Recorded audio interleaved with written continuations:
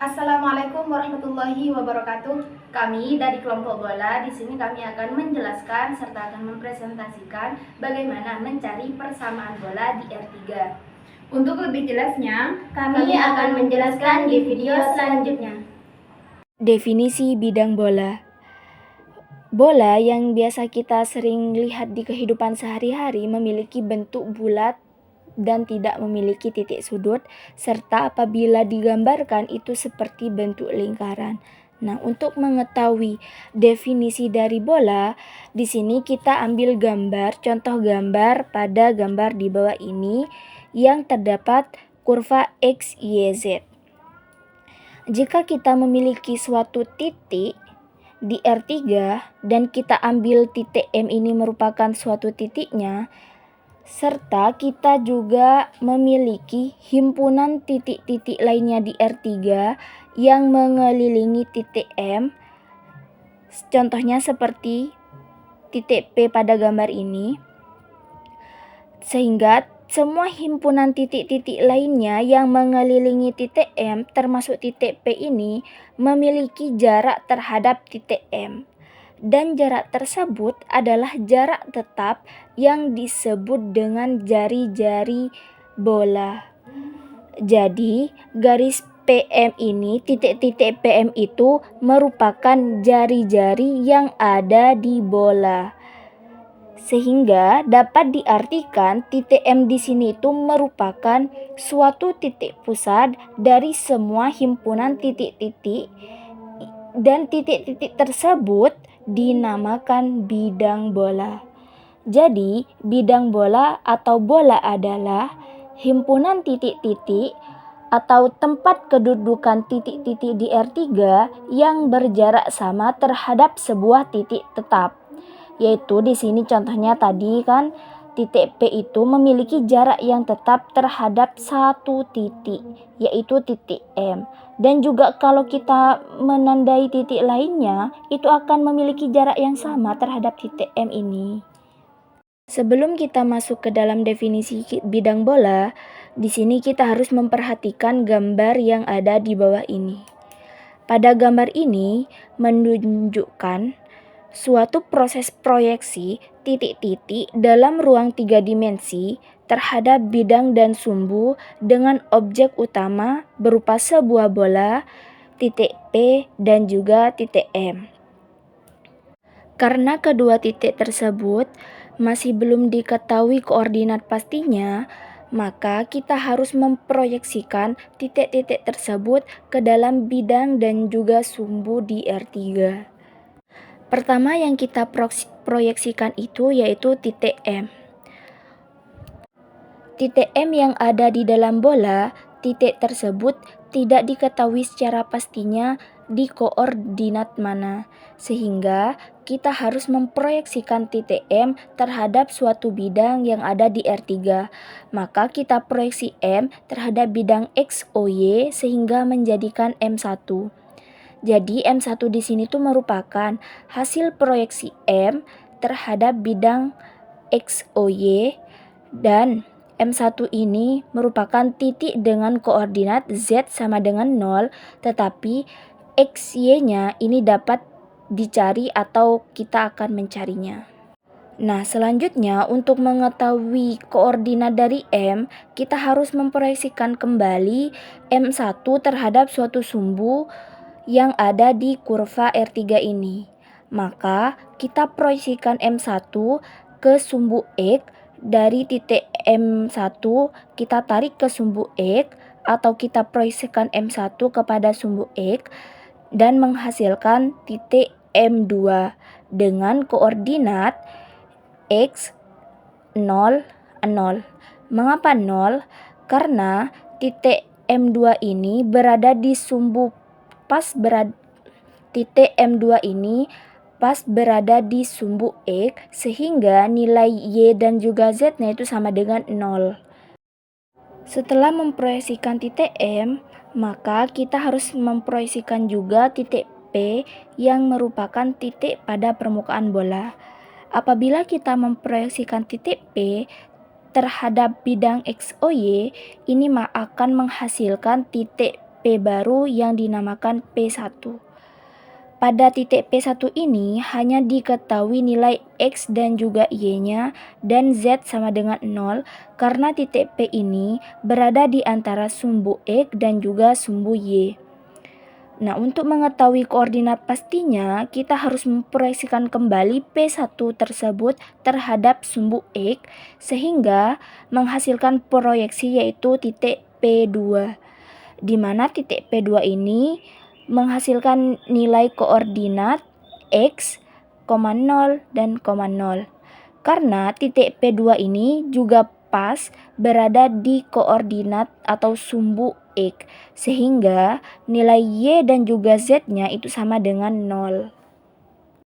Selanjutnya, setelah kita memproyeksikan titik M dan juga titik P, pada gambar ini juga terdapat titik S dan juga titik T.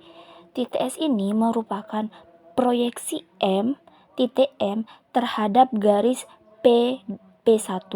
Sedangkan titik T merupakan proyeksi titik M1 terhadap garis P1 P2. Jadi di sini titik T itu merupakan proyeksi M1 pada garis P1 P2 dan S merupakan proyeksi M pada garis P1. Setelah kita memproyeksikan semua titik pada gambar di bawah ini, tampak pada gambar tersebut terdapat segitiga MPS di mana siku-siku pada S sehingga mendapatkan persamaan MS kuadrat plus PS kuadrat sama dengan MP kuadrat, yaitu yang sesuai dengan teorema Pythagoras atau rumus dari segitiga siku-siku sendiri. Apabila dilihat dalam gambar, persamaan dari garis PS kuadrat itu didapat dari garis PP1 dikurangi dengan garis SP1 kuadrat. Sehingga menghasilkan persamaan kedua yaitu M1P1 kuadrat ditambah dalam kurung PP1 min SP1 kuadrat sama dengan MP kuadrat. Pada persamaan ketiga, M1P1 kuadrat itu berubah menjadi M1T kuadrat ditambah P1T kuadrat karena M1P1 kuadrat ini merupakan sisi miring dari segitiga M1T dan P1 sehingga menghasilkan persamaan M1T kuadrat plus P1T kuadrat. Sedangkan SP1 itu sejajar dengan garis MM1. Dan didapatlah pada persamaan ketiga menjadi dalam kurung M1T kuadrat plus P1T kuadrat plus dalam kurung PP1 min MM1 kuadrat sama dengan MP kuadrat. Pada persamaan keempat, M1T kuadrat tersebut diganti dengan M2P2 kuadrat. Mengapa? Karena jika diperhatikan dalam gambar, garis M1T itu sejajar dengan garis M2P2 yang terletak di sumbu X. Sehingga dapat ditulis M1T kuadrat itu dirubah menjadi M2P2 kuadrat. Sedangkan garis P1T kuadrat itu didapat dari panjang garis P1P2 dikurangi dengan panjang garis TP2, sehingga P1T kuadrat itu berubah menjadi P1P2 dikurangi TP2 kuadrat, dan menghasilkan di persamaan 4 itu menjadi M2P2 kuadrat ditambah P1P2 dikurangi TP2 kuadrat ditambah dalam kurung PP1 min MM1 kuadrat sama dengan MP kuadrat. Di persamaan kelima, M2P2 kuadrat dapat ditulis dengan OP2 min OM2 kuadrat. Mengapa? Jika kita memperhatikan dalam gambar, garis M2P2 tersebut didapat dari panjang garis OP2 dikurangi dengan panjang garis OM2. Sehingga M2P2 kuadrat ini dapat ditulis ke dalam bentuk OP2 min OM2 kuadrat.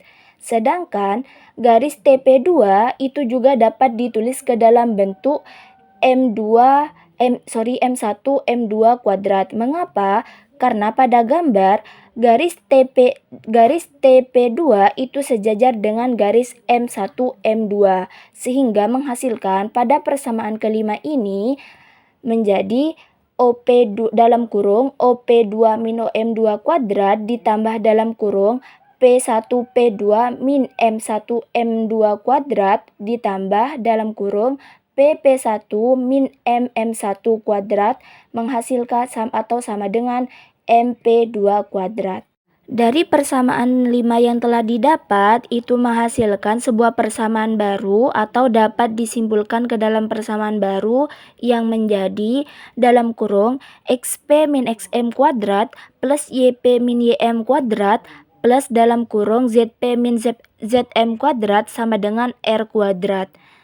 Apabila koordinat titik P tersebut dijalankan, terdapatlah sebuah persamaan bola K sehingga menjadi K sama dengan M, R kongruen dengan dalam kurung X min XM kuadrat plus dalam kurung Y min YM kuadrat plus dalam kurung Z min ZM kuadrat sama dengan R kuadrat, di mana R tersebut merupakan suatu jari-jari yang berada di dalam bola. Jika persamaan bola K tersebut dijabarkan, itu nantinya akan mendapat suatu persamaan baru sehingga K kongruen dengan X kuadrat min 2XMX plus XM kuadrat plus Y kuadrat min 2YMY plus YM kuadrat plus Z kuadrat min 2ZMZ plus ZM kuadrat min R kuadrat sama dengan 0. Dan apabila dalam persamaan tersebut dikelompokkan ke dalam satuan yang sama atau disederhanakan, itu akan menghasilkan sebuah persamaan K kongruen dengan X kuadrat plus Y kuadrat plus Z kuadrat min 2XMX min 2YMY min 2ZMZ plus XM kuadrat plus YM kuadrat plus ZM kuadrat min R kuadrat sama dengan 0. Untuk mempermudah kita dalam memahami persamaan bola yang telah didapat, maka kita dapat memisalkan persamaan yang ada ke dalam bentuk sederhana. Misalkan di sini, min 2XM itu dimisalkan ke dalam A, min 2YM itu dimisalkan ke B, sedangkan min 2ZM itu dimisalkan ke C. Sehingga XM sama dengan min setengah A, sedangkan YM sama dengan min setengah B, dan ZM sama dengan min setengah C. Sedangkan pada persamaan XM kuadrat plus YM kuadrat plus ZM kuadrat min R kuadrat, kita dapat memisalkan dengan D. Sehingga R kuadrat sama dengan XM kuadrat plus YM kuadrat plus ZM kuadrat min D. Selanjutnya, kita dapat mengsubstitusikan nilai XM, YM, dan juga ZM ke dalam persamaan R kuadrat ini dan menghasilkan R kuadrat sama dengan 1/4 A kuadrat plus 1/4 B kuadrat plus 1/4 C kuadrat min D. Nah, untuk menghilangkan kuadrat di R ini, kita harus mengakarkan kedua ruas sehingga R sama dengan akar 1/4 A kuadrat plus 1/4 B kuadrat plus 1/4 C kuadrat min D. Nah, sedangkan pada persamaan bolanya sendiri, persamaan bola K dengan titik pusat M dan jari-jari R, karena telah dimisalkan di sebelumnya, yang awalnya persamaannya K sama dengan X kuadrat plus Y kuadrat plus Z kuadrat min 2XMX min 2YMY min 2ZMZ plus XM kuadrat plus YM kuadrat plus ZM kuadrat min R kuadrat sama dengan 0, itu menjadi K kongruen dengan X kuadrat plus Y kuadrat plus Z kuadrat plus AX plus BY plus CZ plus D, di mana AX merupakan permisalan dari min 2XMX dan BY permisalan dari min 2YMY, sedangkan CZ permisalan dari min 2ZMZ dan D permisalan dari XM kuadrat plus YM kuadrat plus ZM kuadrat min R kuadrat. Sedangkan untuk pusat M sendiri itu bisa dicari dengan min setengah A, min setengah B, dan min setengah C.